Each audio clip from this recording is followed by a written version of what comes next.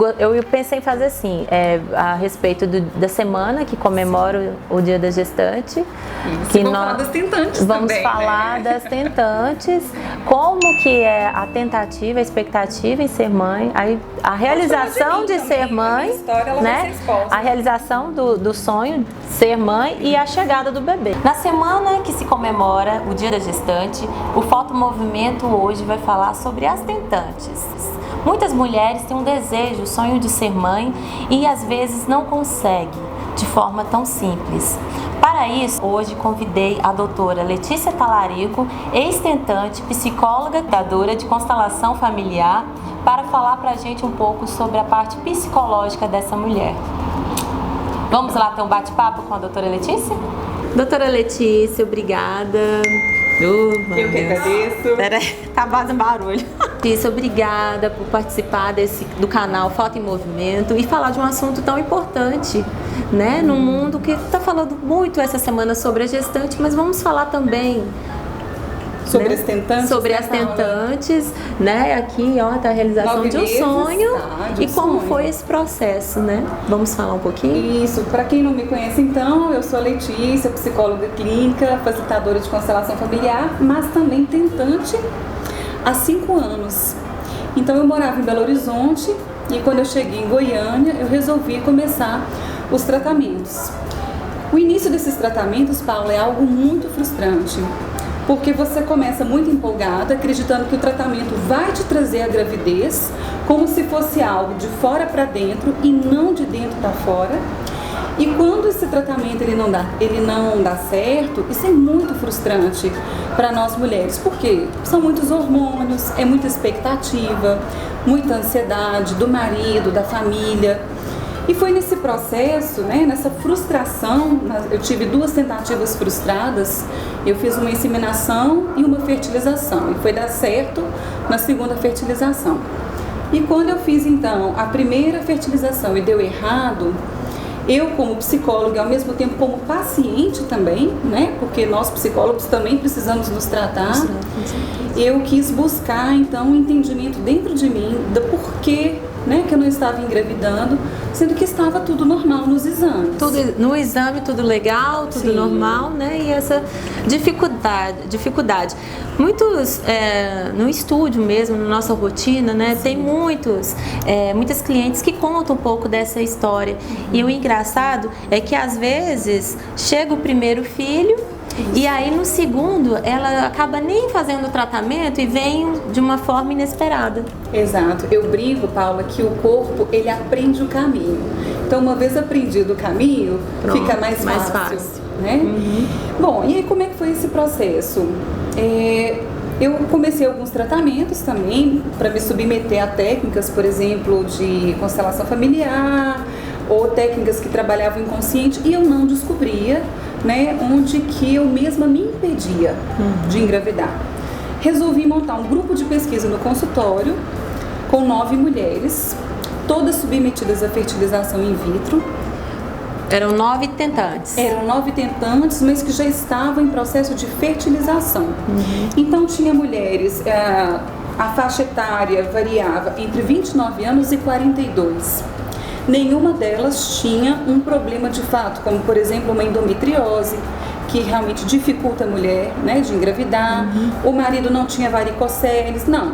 Os exames estavam ok, elas já estavam tentando há mais de 2 anos e todas já tinham se submetido a pelo menos uma fertilização. Então eu me lembro de ter atendido uma de 30 anos, com 5 fertilizações e nenhuma gravidez. Isso era muito frustrante. Eu comecei a aplicar as técnicas que eu tinha, né? Eu tinha a técnica da constelação familiar, que ajuda a perceber, né, aquilo que está oculto, e tinha a técnica do EMDR, que trabalha traumas também. E nesse tratamento eu elaborei então uma terapia breve de 8 sessões e descobri alguns passos, né, para essas mulheres que ajudaram elas a engravidar. Dessas 9 atendidas, 8 engravidaram. Nossa, gente. Uma desistiu porque ela já estava com 43, ela falou, realmente eu estou exausta, eu não quero mais.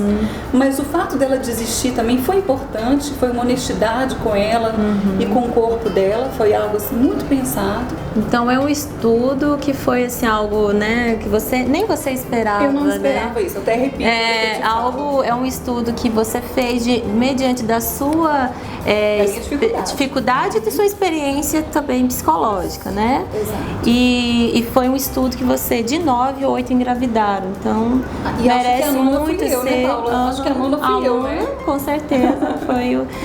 Não, doutora, muito a falar então, hein? Tícia, então o que tinha em comum entre essas mulheres tentantes que você achou o seu ponto, assim, para direcionar seu trabalho, seu estudo? Ótima pergunta. Lembrando, Paulo, que eu aproveitei, eu agradeço muito a essas pessoas que se submeteram a esse trabalho, né, que confiaram nesse trabalho, porque era um trabalho novo, que eu não sabia nem como começar, nem como ia terminar, né? E, como eu te disse, 8 engravidaram. E agora acho que muitas delas não sabem, mas agora eu tô grávida também, eu fui a última então, a última. Né? Através desses relatos delas, através desse tratamento que elas se submeteram, eu pude também então encontrar onde estavam os meus impedimentos. E isso, gente, geralmente está inconsciente. Isso não está na nossa consciência. Então aquela velha história que o médico vira para você e fala assim, você quer engravidar e tá tudo bem? Descansa, tira férias. E às vezes você vai, tira férias e não engravida. Então o que está por trás? O que está acontecendo? Eu posso dizer que eu consegui sistematizar isso em 6 passos para a gente ficar atenta que pode ajudar essas tentantes a engravidar. Eu vou falar de 3 passos. Os outros estão no livro e no nosso workshop do ano que vem, né? Com certeza, tem projetos futuros, gente. Mas fala um pouco, assim, os 3 passos, né, mais importantes. Olha, o primeiro, esse termo foi utilizado por uma paciente e que ela falou assim, Letícia, eu entendi, eu preciso, antes de ir para a próxima fertilização, eu preciso engravidar primeiro na alma, depois no corpo. O que é engravidar primeiro na alma e depois do corpo? Será que o meu inconsciente, a minha história, o meu desejo mais profundo realmente me permite engravidar?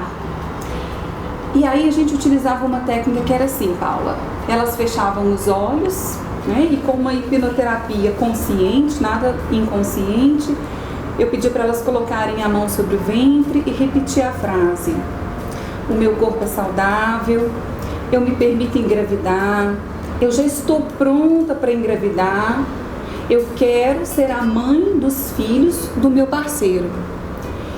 E era interessante porque justamente nessa parte, a maioria, ou melhor, todas, tinha alguma reação contrária das falas positivas que eu estava propondo para elas.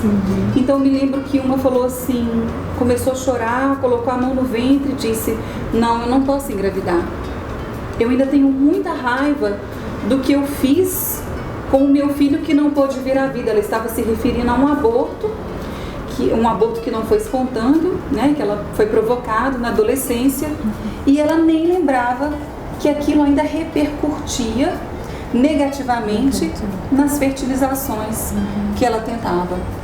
Então, à medida que a gente foi trabalhando isso, né, a recuperação da vitalidade do útero dela, despedir disso, quando foi na outra tentativa, ela engravidou de uma linda menina. Então, tem muito poder da palavra, né? Não é só acreditar, né? Eu acredito, seria o poder da palavra, mentalizar. Exatamente. E saber, assim, né, dentro dos meus registros, se eu já me amaldiçoei, porque eu falo que às vezes a gente, né, faz coisas nas nossas vidas que a gente não se abençoa, a gente se amaldiçoa. E infelizmente as mulheres, né, que cometeram um aborto ou que tiveram um aborto espontâneo têm muito medo de perder novamente. E dentro da fertilização in vitro pode acontecer, né? Às vezes ela engravida de 2, ela perde 1, ou às vezes ela engravida de 1 e logo perde. Então, assim, como que o nosso inconsciente, ele realmente, ele passa, assim, a quase que a determinar um pouco das nossas escolhas, só que ele não conta pra gente. Então, doutora, acho que tem que trabalhar a questão da conexão com o corpo, né? A questão dos traumas de infância, às vezes algo que passou. E o legal desse bate-papo que eu tô percebendo, muita coisa não precisa ser verbalizada também, né? Isso. Vai do inconsciente. Exato. Né? Exatamente. E esse inconsciente que tem que ser trabalhado também, né? Não só no tratamento, né? Às vezes a pessoa faz várias fertilizações in vitro e vai nas tentativas, até acaba às vezes desistindo, né? Desse sonho de engravidar. Exato. E tem outra coisa, né, Paula? Eu vejo assim, tem aquelas mulheres que se cobram muito. Então, Letícia, eu só posso fazer a próxima fertilização ou eu só posso engravidar se eu tiver perdido todo o meu medo e se eu tiver melhorado toda a minha ansiedade. Não vai dar tempo. Né? Vai passar 10 anos. E todo mundo vai viver, né, de medos, de inseguranças. Então, acho que não é uma coisa também não precisa ser perfeita, se tornar perfeita para ser mãe, né? Exatamente. Tem que trabalhar essa conexão com o corpo. Exato, porque a própria gravidez ela não é fácil, né? Não é fácil. Eu falo que a gente perde assim muito do que a gente sabe da gente mesmo, do nosso ego, né, para entrar num mundo completamente diferente. Certo. Vou clicando aqui. Bom, aí você falou um passo ou falou 3? Por isso que eu falei que nunca ia dar tempo de falar. Então vamos lá. Aí pode continuar. Passo 2 e passo 3. Depois nós demos o título de Deixe de carregar o mundo nas costas para carregar o mundo na barriga. Então foi uma característica que era comum a todas as pacientes. Eu também tinha essa característica, tá? Também me vi nessa situação de ser aquela pessoa que dentro do meu sistema familiar de origem, quem que é meu sistema familiar de origem? Meu marido hoje? Não, minha mãe, meu pai, meus irmãos, o papel que eu ainda exerço nesse sistema familiar de origem. Então muitas pessoas carregam, né, toda a família nas costas, assumindo culpas e responsabilidades que não cabe, né, para ela resolver, mas ela continua mesmo casada, tentando resolver questões da sua família de origem. Então isso foi uma coisa observada em todas as tentantes, né, dessa pesquisa que eu fiz, e que foi algo assim, talvez um dos temas mais difíceis para elas conseguirem se liberar. Como então, Letícia, amar o meu pai e a minha mãe sem carregar o peso que é deles? Tem jeito? Tem. E aí era interessante porque cada paciente tinha a chance de tentar olhar o seu pai e a sua mãe com força. Eles vão dar conta, né, de caminhar na vida com os próprios pés, eles vão dar conta de assumir aquilo que é o problema deles. E eu fico livre então para assumir o meu mundinho aqui na minha barriga. Não é fácil liberar esses papéis que a gente carrega, né, gente? Eu acho que isso é um desafio. Muitas coisas. Hoje, no dia, né, no dia de hoje, a mulher ela é cheia de obrigações, de tarefas. Então, assim, ter aquele momento de se permitir ser mãe, às vezes, é um pouco difícil para muitas, né? Mas, doutora, tá faltando o terceiro passo ainda, hein? Tá faltando o terceiro passo. Não vou deixar escapar, não. E o terceiro passo é aprenda a maternar a si própria. Eram mulheres, então, com esse perfil de ajudar todo mundo, mulheres extremamente competentes, mas que maternavam todos, mas não maternavam a si própria. Então, para a gente assim, ter uma gravidez mais feliz, para a gente se permitir ter ajuda até da própria fertilização in vitro, eu preciso aprender a me maternar. O que é me maternar? Eu cuidar de mim mesma, eu ter um tempo para me escutar, eu me sentir merecedora das coisas. Eu falo que nessa vida tem os ajudantes patológicos. E são ajudantes patológicos porque é uma forma adoecida de querer ajudar os outros. Não é uma forma saudável. A pessoa lá abre mão da própria vida para estar lá presente na vida do outro. Isso é patológico. Ela adoece por isso. Então, muitas delas eram ajudantes patológicos no trabalho, trabalhavam demais, ou ajudavam demais na família. Ainda tem uma ligação com o carregar o mundo nas costas, né? Então, o aprender a se maternar é a mulher aprender a ter o tempo para ela, aprender a dizer não, olhar para si própria e se permitir ser cuidada. O permitir ser cuidada tem a ver também com um tema que nós trabalhamos muito lá, que é a ligação com a minha própria mãe. Eu me permito ser filha da minha mãe? Eu só me permito ser a mãe da minha mãe. Então eu vou aprendendo a me maternar. Como será então que é caminhar na vida sendo a filha da minha mãe? Possivelmente eu vou conseguir falar mais não para as pessoas e eu vou ficar menos carente, né? Em busca de ajudar sempre as pessoas, porque é uma carência também. Uma carência, em querer ajudar o próximo. De muito exagero, né, Paula? Em exagero, né? Isso. Então, aprender a se maternar é a gente se permitir ser a filha da nossa mãe. Permitir ser cuidada, né? Exatamente. Então, são 3 passos que ajudaram as meninas e me ajudaram também, viu, gente? Gente, ó, vou mostrar esse livro. A doutora Letícia participou, tem uma participação dela em que ela fala dos 6 passos para engravidar, né? Vou deixar aqui o livro, o nome para as mães, né? As mães astentantes. Exato. Tem exercícios, tá, Paula, de percepção. Eu falo bem da parte psicológica. São 6 exercícios que você pode levar para sua terapia, porque não existe um livro de receitas. Não tem exatamente, né? Mas assim, são exercícios que você pode fazer ajudar, sim, e não né? sabemos o que vai aparecer lá do seu inconsciente. Leve para sua terapia. Livre Amor a 2, do Andrei Moreira. Aí tem a participação dos 6 passos aqui da doutora Letícia. É porque você entendeu, eu vim para falar da infertilidade, mas eu não imaginava desse tanto de conexão, desse tanto de coisa. Conexão. Por isso que eu falei, vai ter. Não, trabalhar mãe é um tema que é pro resto da vida. É o resto da vida.